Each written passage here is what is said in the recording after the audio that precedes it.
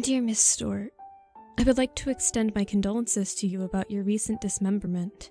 It is a truly unfortunate situation to find oneself in. Such a young age as well. This will be quite the life-changing incident.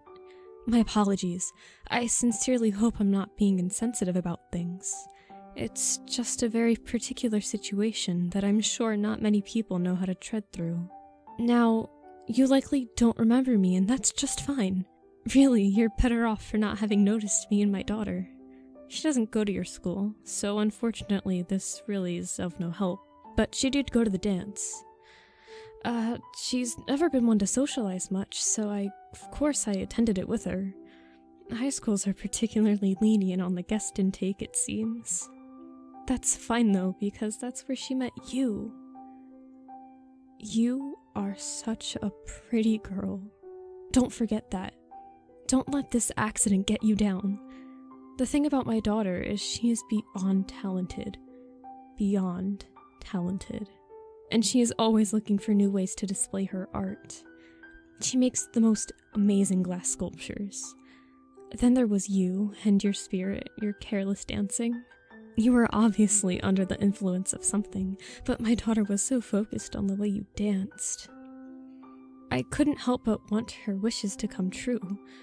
Her art comes from a really deep place, it holds so much meaning, and I just had to help her achieve what she wanted. I saw you leave.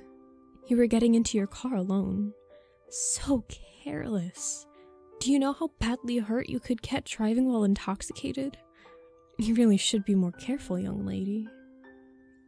You were very compliant when we stopped you and offered you a ride home.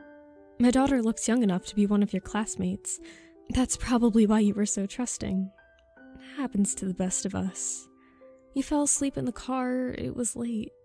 I feel like I owe it to you to remind you of what happened, and in case your inebriation forbids you from recalling these events in the future. I helped my daughter bring you into the basement and I left you there. I went to make dinner while you and her worked on a new masterpiece. You aren't the first collaboration she's worked on, but I think the end result was one of the most beautiful. A glass ballerina slipper molded perfectly around your foot. So dainty. She had to keep it for her personal collection. She knew that before she even started the glass work, and I'm afraid to say this is why you're now experiencing this loss. Once again, I offer my condolences for any pain this may have caused you, but do remember this. Great suffering makes great art.